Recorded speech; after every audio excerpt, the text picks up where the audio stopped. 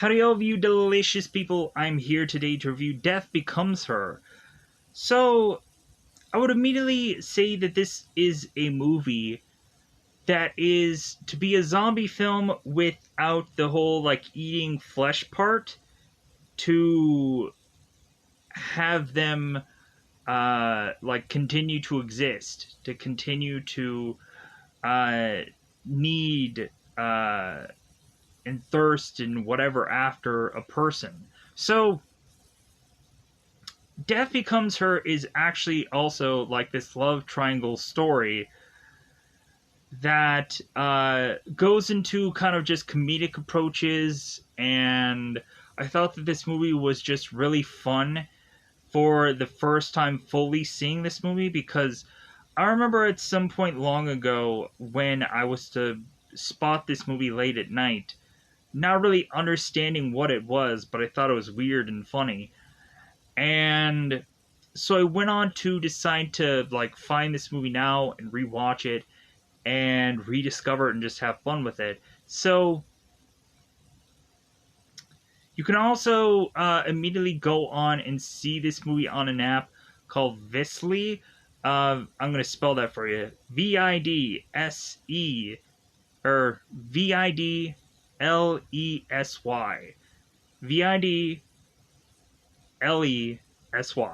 Vesely. It's a weird, goofy app, but at the end of the day, you can see Death Becomes Her for absolutely free. So, let's go on and tee up this movie and tell you a little bit more about what's going on in this film. So, we find that Dr. Ernest, who's played by Bruce Willis, is to at first be with Helen's character, who's played by Goldie Hawn, but then switches to be with Madeline, who is Meryl Streep's character. And so Dr. Ernest is to realize that Madeline's character only wants him for what he can do for her, which is to make her look young. To the point where Madeline is to want to go through all of these rigorous procedures to figure out a way to keep herself young. And it seems that Madeline is to outuse or no longer need Dr. Ernest in her life. To the point of Madeline going on and using other things to try to obtain her being youthful. So, while that is going on, we of course have Helen, Goldie Hawn, who is to become, slowly but surely over the years, more and more broken over the fact that Madeline had taken her love of her life, and this woman is to change and shift her body physically and mentally, to the point of her no longer caring about anything, to the point of her going into desperate measures, not to put her life back on track, but to go on and seek revenge against Madeline. And so that revenge is to go on and transform Madeline's body to then come back to seek out both Dr. Ernest and Madeline to show off the way she is to go on and look now. And we, of course, have Dr. Ernest, who is to realize, what a mistake that he had gone on to do by not sticking with Helen. And that Dr. Ernest is to be so buried in alcoholic beverages every single day, while having his relationship with Madeline, having her consistently be thrust into the arms of other men consistently, while Dr. Ernest is to half of the time just be passed out drunk on some part of their home somewhere. So at some point, we have people concocting plans against one another to the straight up point of them deciding to have a fight between both Helen and Madeline. And once they both realize, both Madeline and Helen, that they are in the same boat, they start to then realize that it's like, well, we're just kind of wasting our time. So, honestly, instead of us fighting one another, how about we realize that we should instead figure out a way to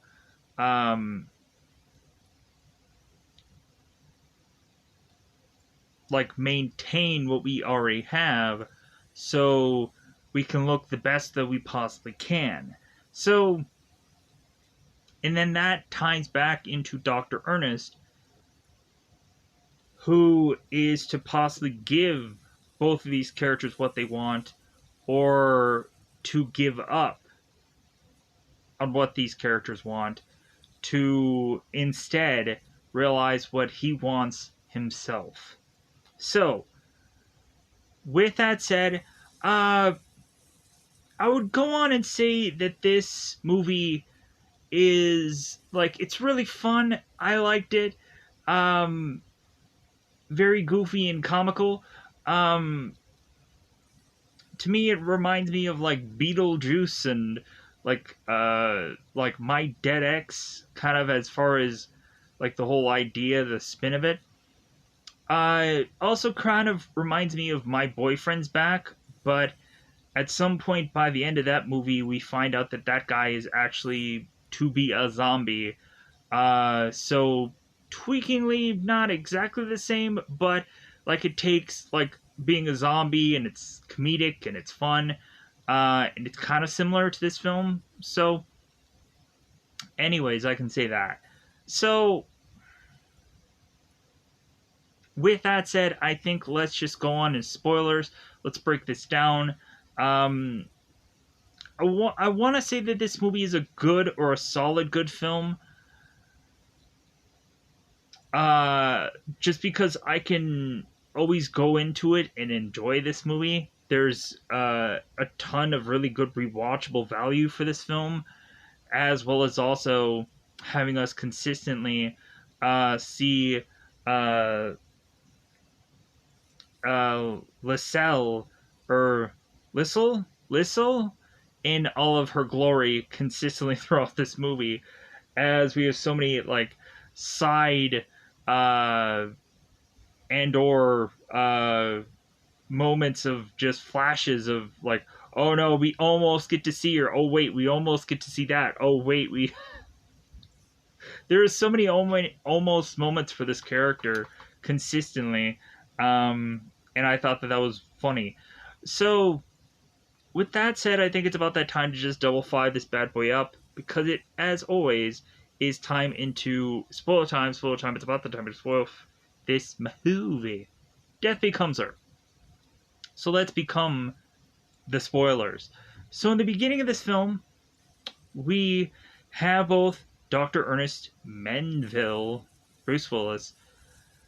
Ernest is to go on with Helen to this Broadway play. And so both of these characters are to see a performance done by Madeline, and she, of course, is doing any number of these things, any number of styles of dances, and so on and so forth. Ernest is to say that Madeline is to be like magnificent or wonderful or just like incredible or some big, huge kind of thing to just be wowed by this Madeline. So by the time that this performance is over, Ernest is on his feet yelling and whistling and all kinds of things to show his appreciation. Whereas it seems everyone else doesn't seem all that wowed by Madeline, it seems. Even at some points where some people are just kind of walking out because they could care less. So, Madeline is to be in her green room or her backstage room, and it seems that Madeline is to be told by her assistant that she is to go on and see an old friend of hers. And so Madeline's like, oh, great. Like, so Madeline continues to like perform her surprise look when Helen is to open the door. And then Helen goes on and opens the door, and Madeline's like, oh, hey, yeah. So it seems that both of them have names for one another, as Helen is to call Madeline Mad, and Madeline is to call Helen Hell. So I think that's kind of funny. So that they have like these kind of goofy names for one another. So they reintroduce one another to one another as they of course have been friends. So then Dr. Ernest comes in and is to say how he thoroughly enjoyed Madeline's performance, and that Helen is to boast about her doctor lover to be a plastic surgeon. And so Madeline is to ask Ernest, well, do you think that that I'll need your services yet? And Ernest is to look on, as Madeline has already like critiqued herself that she was to have certain parts of her body that she of course wants to adjust. And so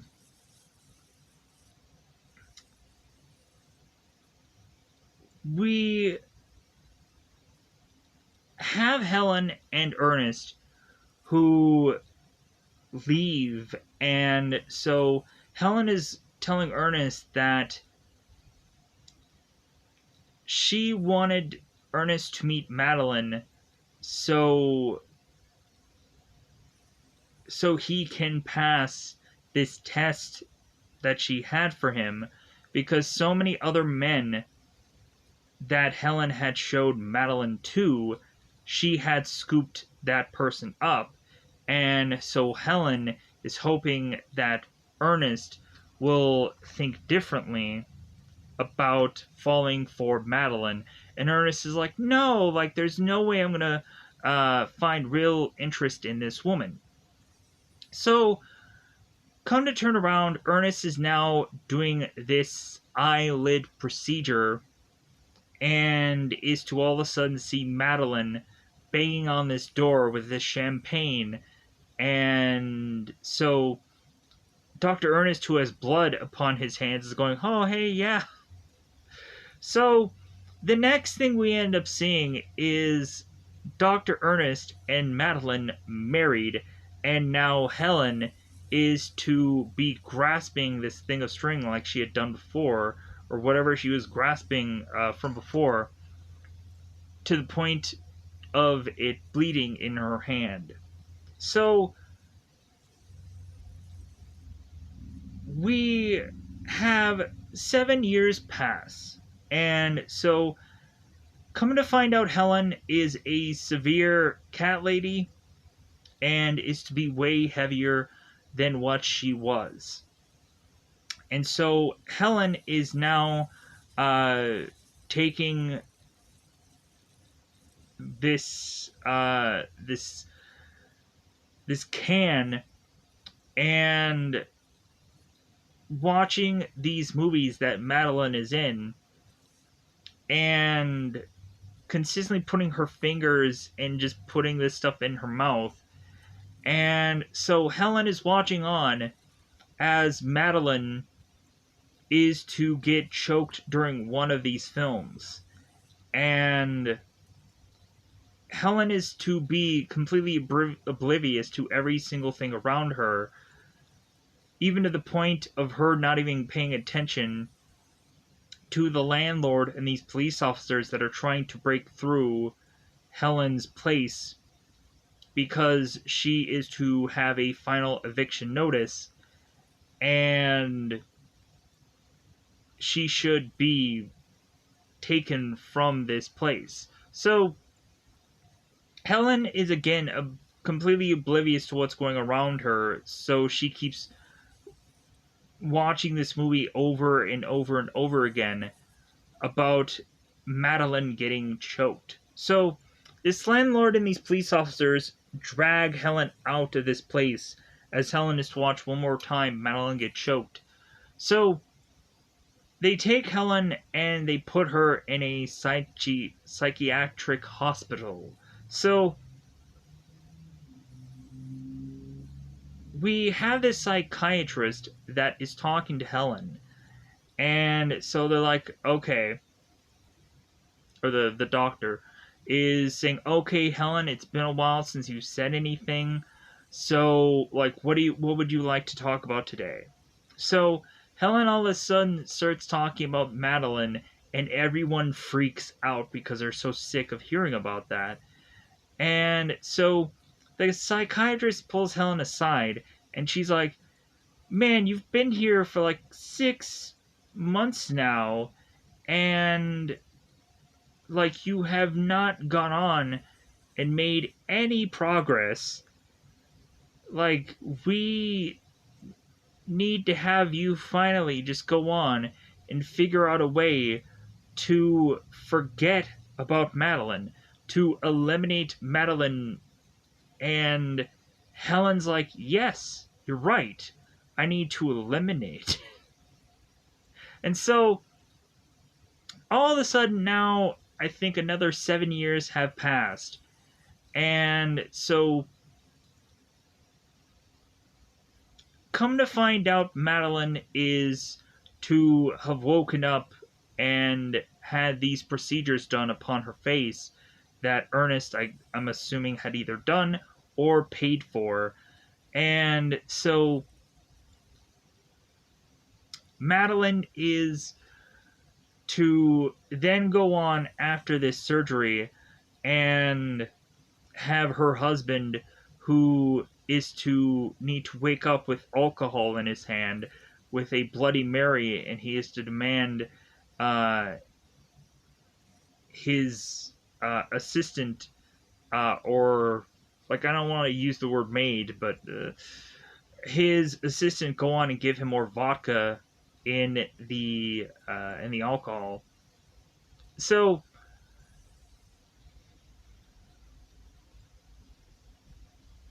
Madeline is to go on and make her way to this surgeon to be able to get this plasma transfer or something like that. And so Madeline is trying to come up with every single way that she can somehow, one way or the other, look youthful. And we have this nurse going on and telling Madeline that, like, you have already had so many procedures that there is no rationale to have you go on and do one more right now. So Madeline is to be just desperate to find a way of being or maintaining her youth. And so we have a guy named Chagall who is to have this eye twitch kind of thing. And so he goes in there to give Madeline this card and is to tell her that there may be an answer for her with this card. So Madeline and Ernest are to go to this book party, and all of a sudden we realize that Helen Sharp is to be there, and she's been vastly different since the last time we saw her. She is way much more thin, and it seems that she also has a book that people are desperately asking to be signed.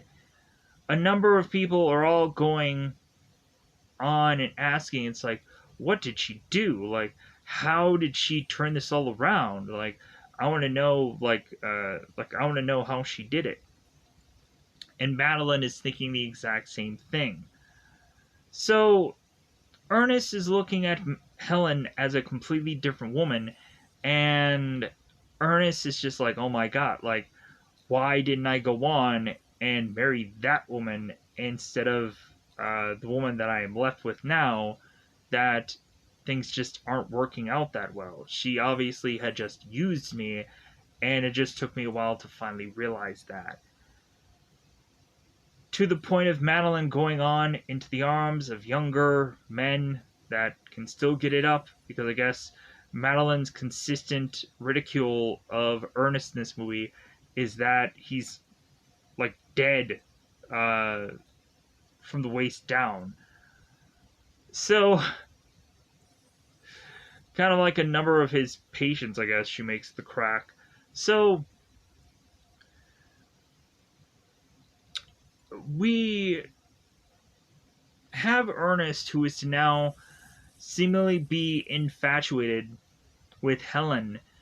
And so Madeline is to not be at all swayed by Ernest going after Helen, but Madeline is to mostly be swayed by the fact that Helen looks way better than she has in possibly years, and now Madeline wants to know her secret.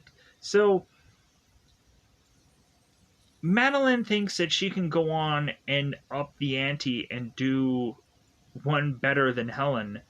And so Madeline goes on and seeks out Lascelles and is to get the concoction that it seems is to be this potion that they don't exactly tell her what is to really all go on into it, but they really just say that she may go on to live forever, and that also, like, they showcase to her by cutting her finger and putting a drop upon her hand to see that her hand is to become much more youthful than her other hand is. So we have Lascelles, who, I'm gonna butcher that name. I know I am. So Lascelles is to go on here and mention that what they are doing here is defying the laws of nature, and so Madeline is to say, it's like, well, like, what's the price of defying nature? And so Lascelles is to give her this number upon this piece of paper, and Madeline's like, are you kidding me? So when she ends up finding out what this thing could do, Madeline writes a check, and then Lascelles is to go on and give Madeline a warning, and Madeline's like, now you give me a warning? Now? So Lascelles is to go on and give Madeline this warning of, like, well, like, yeah, even though you are youthful, just make sure that you're going to take care of your body. And so Madeline is to be on cloud 9, realizing that slowly but surely, the more that she walks to the end of this mansion, that all of a sudden her body is starting to adjust, that all of a sudden it seems that her butt is to change, her chest is to change, her her hair is to change to a different color. So by the time that Madeline is to make her way back, we have Helen, who is to go on and rush her way to Ernest's home to ask to speak to Madeline. And Ernest is like, well, she's not here. And Helen's like, great. So Helen goes on and speaks with Ernest to really just tell him that she is to, of course, still be so upset for how Madeline had stole Ernest away from her, because now Ernest is to really like not be who he was, and how this guy is to really being killed off from Madeline, and that Helen is to see that Ernest needs to go on and strike back and defend himself from Madeline. And so Ernest is to go on and say, it's like, so, like, do you mean if I were to have gone on and killed Madeline here, it would be self-defense? And Helen's like, yes. Like, go on and like try and go after Madeline for her taking your life away bit by bit. Doing all of these procedures to drain away your youth. So on and so forth. I know Lascelles like ends up explaining like that almost in the same similar way. But anyways, so Helen leaves, and so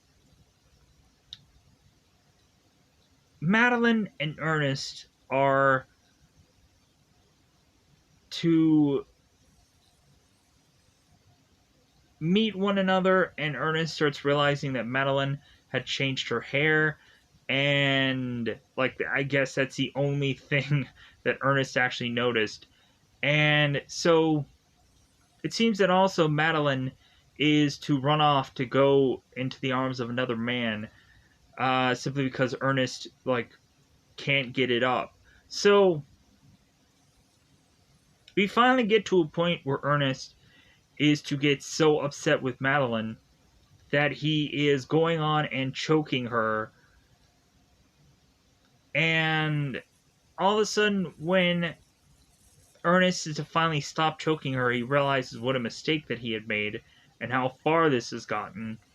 And Madeline is on like the top step of these stairs, realizing that she's starting to lose her balance and starting to fall back, and that she wants Ernest to help her. And so Ernest is like, yeah, I will go on and poke.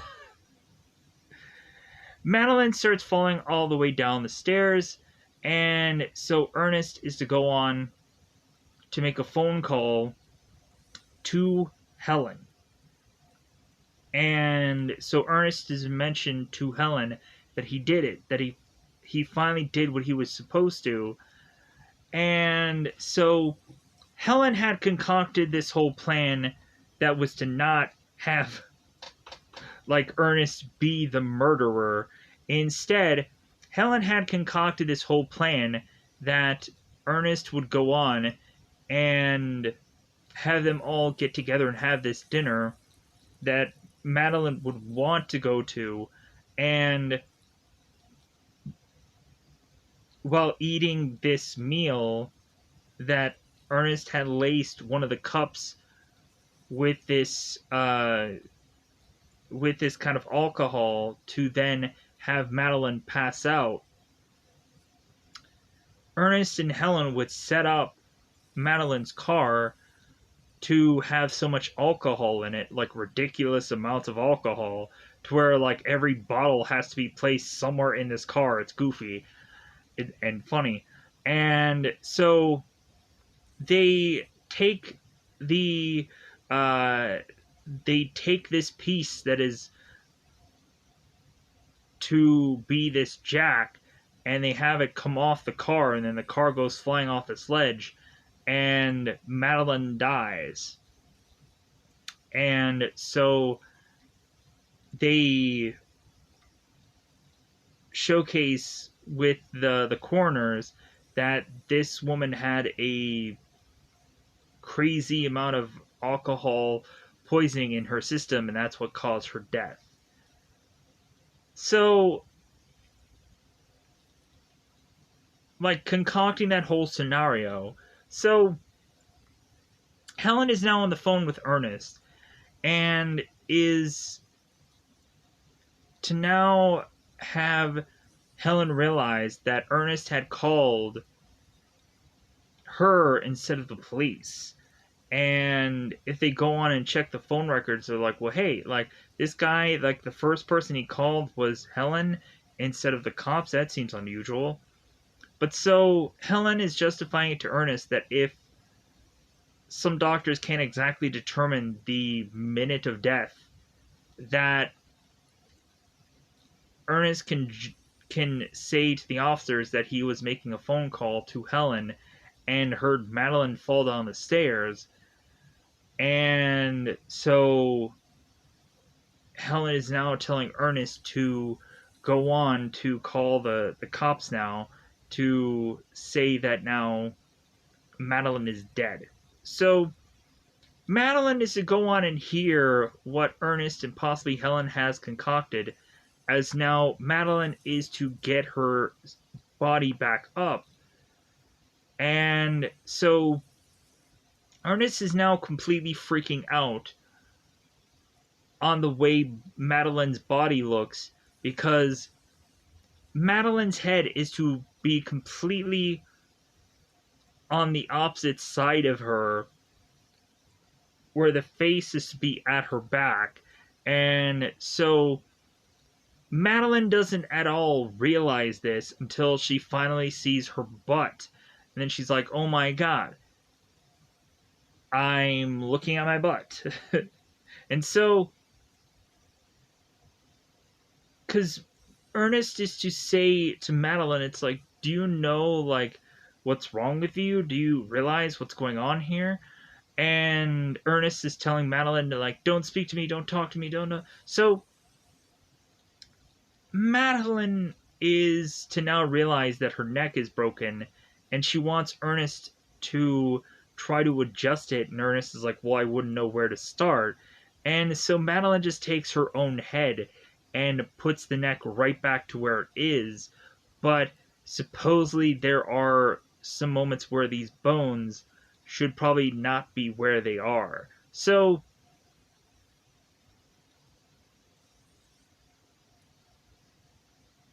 Madeline is to mention to Ernest, it's like, well, she doesn't feel quite right, so she wants to go to the hospital. And Ernest is like, okay, we're going to the hospital.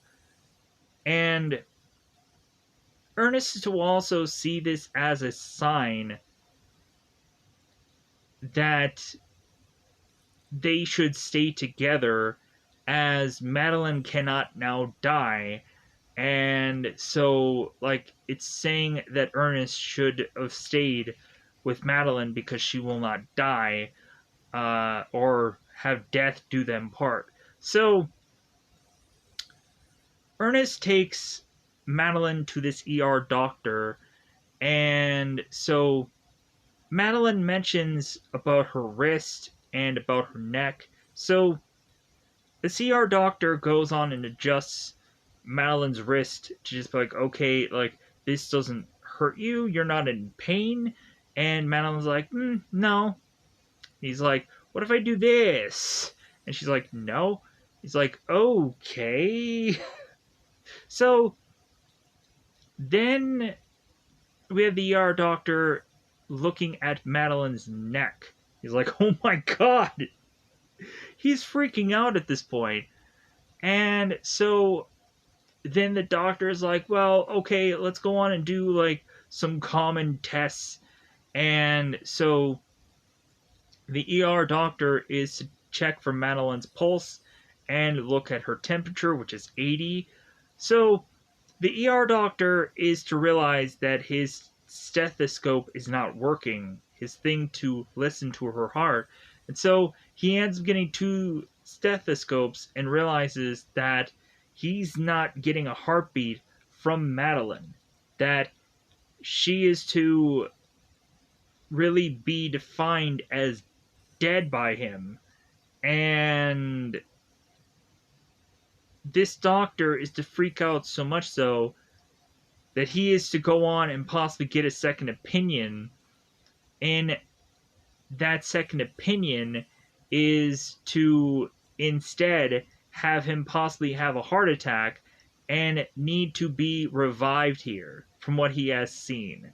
Because Ernest is to go on and leave to find this other doctor in this other medical bed needing to get revived for how frightened this man was about this whole incident.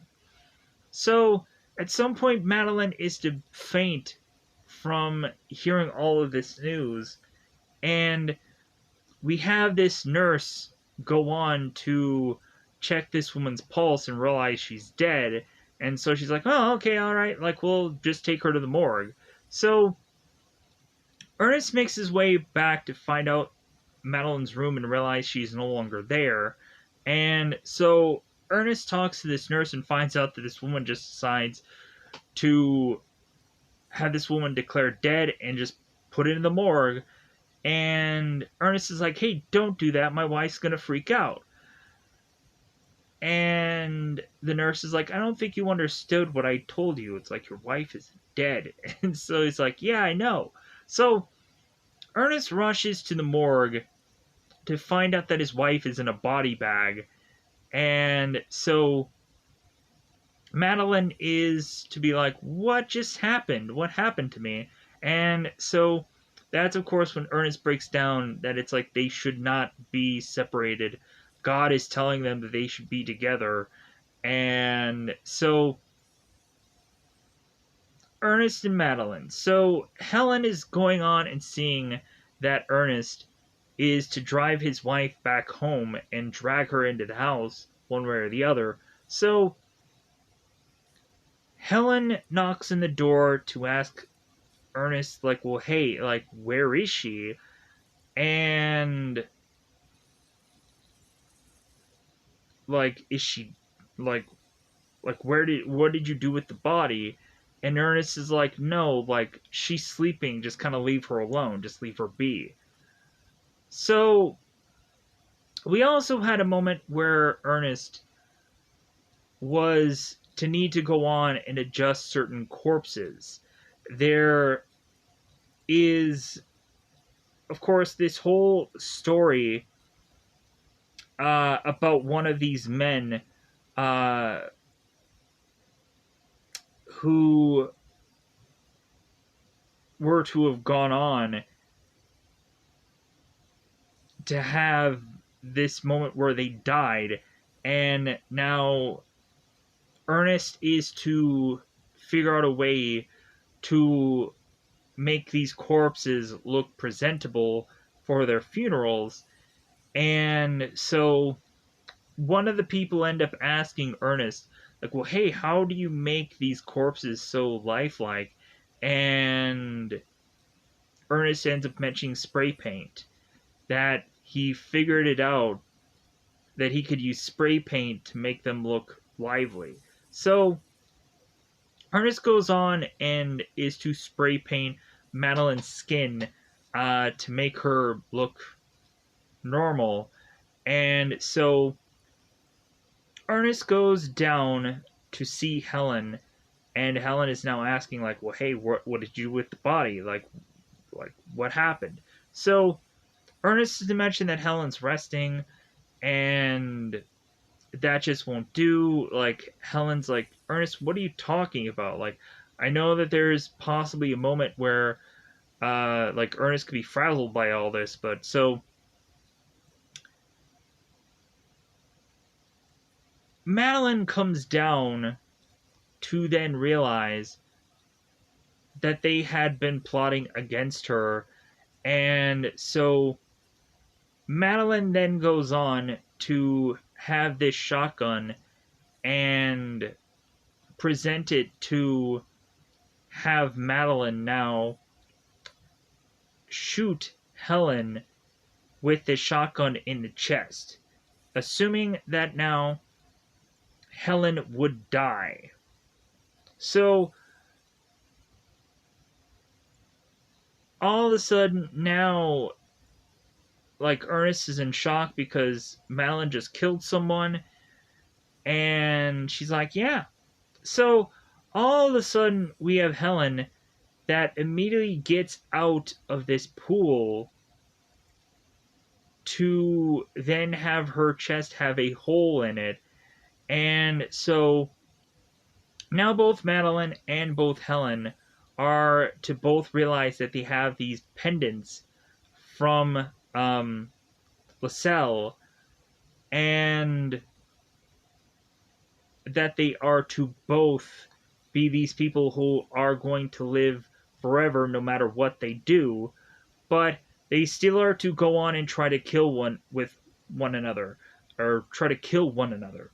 So both of them grab these shovels and start kind of fencing with them, and it gets to the point where one of the shovels end up breaking, to where Madeline just chucks this shovel piece as a spear that ends up going right through Helen's chest.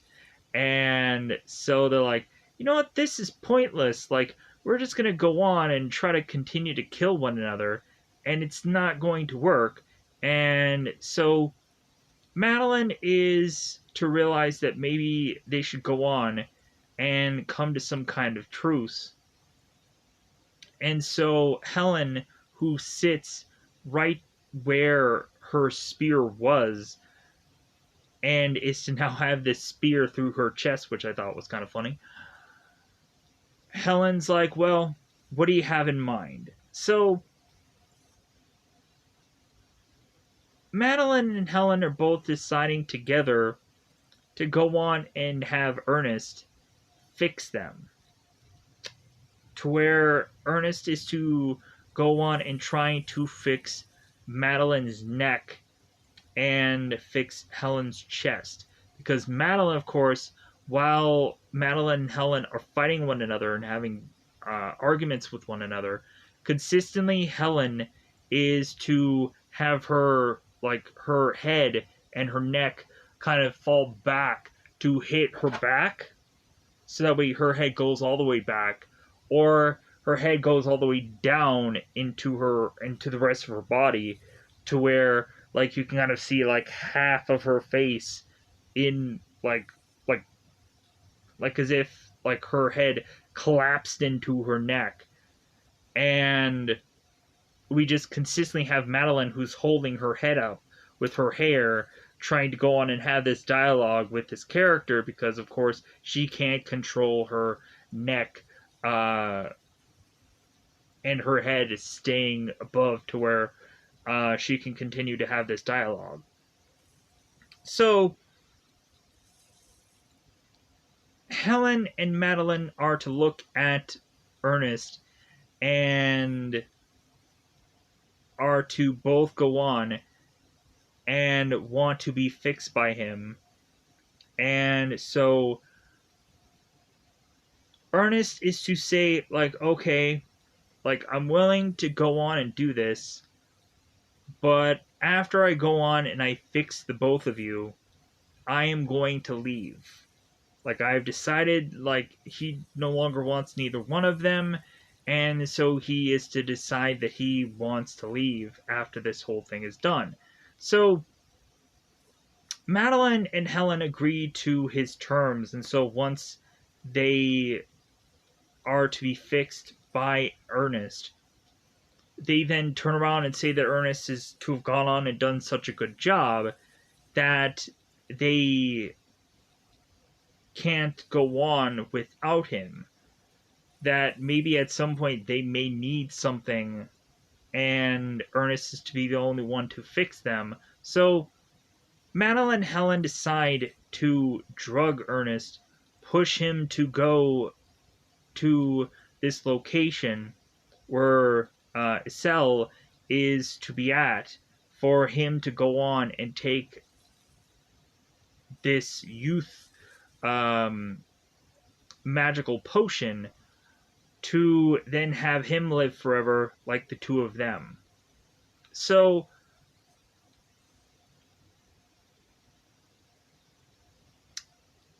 it seems that Helen and Madeline get Ernest to this location, and once he is to wake up, we have Lascelles, who is to sell Ernest on this whole potion, like she had gone on and done with the other women. And so when Lascelles is telling Ernest that he will live forever, Ernest is to say, it's like, well, why would I want to do that?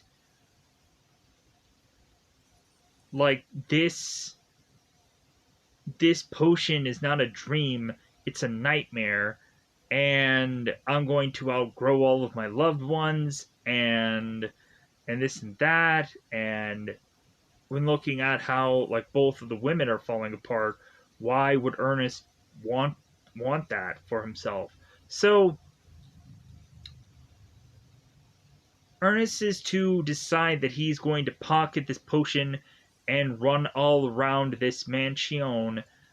And so at one point, Ernest is to be running around to where there's a number of dogs that are chasing after him. So Ernest goes into this room where there seems to be a number of celebrities that have gone on to live forever, like Elvis Presley, Marilyn Monroe, kind of the who's who of a number of different celebrities that I'm sure probably I don't have the exact name of somewhere. But so Chagall is to go on and kind of do this whole meeting. And so it seems that Elvis Presley had at some point gone on and revealed himself to people. And Elvis is just saying, well, I just wanted a little fun. So Ernest is to go on to try to get out of this environment, to then be found out by Madeline and Helen, and they're chasing after him. So all of this leads to Ernest trying to figure out a way out of this complex, and Lascelles is to say that she naturally assumes that Ernest will not be able to get out of this complex, because, like, of course he won't. So we have a moment where Ernest is to be trying to get out of this home, to realize that he is to fall and fall into this rain gutter that is to now be kind of swinging. And so, like, it's kind of like a rain gutter slash, like, pipe. So it all of a sudden is starting to swing. We have Helen and Madeline that are, like, throwing these scarfs to try to get Ernest. And so both of the girls are to say, it's like, hey, Ernest, you still have the potion, right? And Ernest is like, yeah, and he takes it out of his pocket. So Helen and Madeline are telling Ernest that, like, you should take the potion, because if you fall, you're going to fall to your death here. But if you take the potion, you're going to survive and you can put yourself back together. And Ernest is like, you know what? No. So Ernest takes the potion, drops it, and breaks it, and then is to supposedly fall to his death, but he doesn't fall to his death.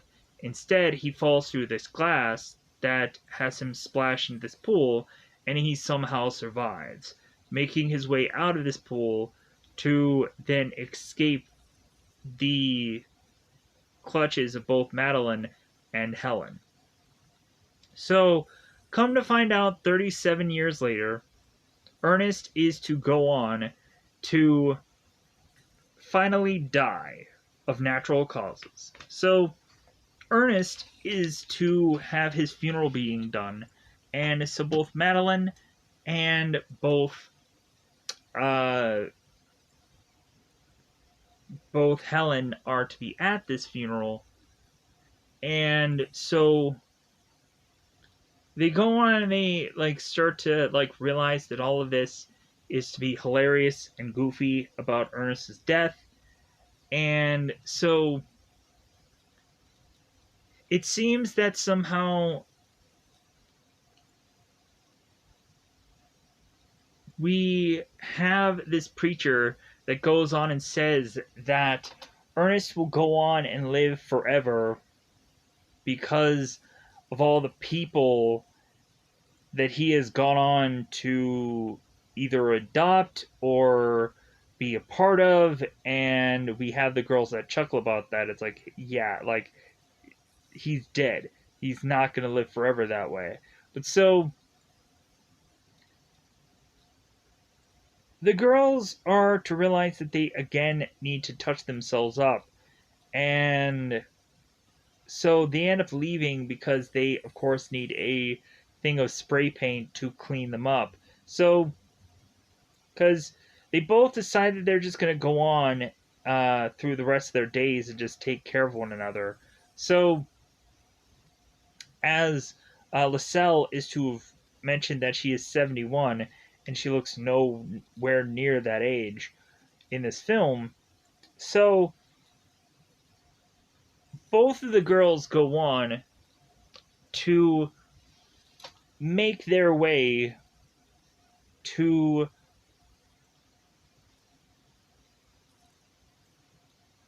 this stairway where it seems that Helen ends up finding the spray can by tripping on it.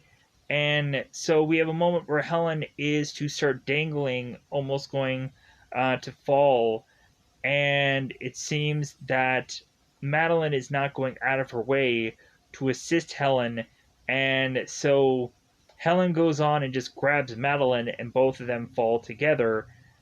And a lot of their body parts are to snap off, and we just get to a point where like we have these hands, or we have this hand that kind of is to be twiddling the fingers here. And so we go on to have Helen asking Madeline if she remembers where they parked, because I guess they're just going to put their bodies back together and go on to get out of here. And that is really just how the movie is to fiddle off and end. So, with that said, I think I'm going to go on and try to get out of here so I can put this video out. So, goodbye, everybody. Goodbye, everybody. Let me know in the comments below if there's anything that I forgot about, because I'm sure that there probably is. There's a little bit of details and stuff like that that I really didn't want to focus on or spend too much time on. There's a lot of times where just dialogue, I just kind of like quick, fast through it. Uh, but yeah, we had, and also I probably ill pronounced the woman who is to go on and give these people these potions, which of course we had that moment between Ernest and her where she's to go on and mention how Ernest had wasted so much of his youth giving people back theirs, and like I think it's time for him to go on and get that youth back that he so sorely should miss here. And so I also thought it was kind of funny how Madeline was to have the crack for Ernest that he is to be a bald man. I'm like, well, it looks like he has plenty of hair on his head. I don't know what the bald crack was. And I thought that was kind of funny. Uh, because eventually, how we know that at some point Bruce is to eventually be bald, because. But anyways, other than that, yeah, I think I'm gonna go on and just get out of here. I think I feel good enough to just call this one. So yeah, let me know how you felt about Death Becomes Her. Let me know if you went on to see this movie, and whichever, based on maybe what all I was to say here. So yeah, I'm just gonna get out of here. Goodbye, everybody. Goodbye, everybody.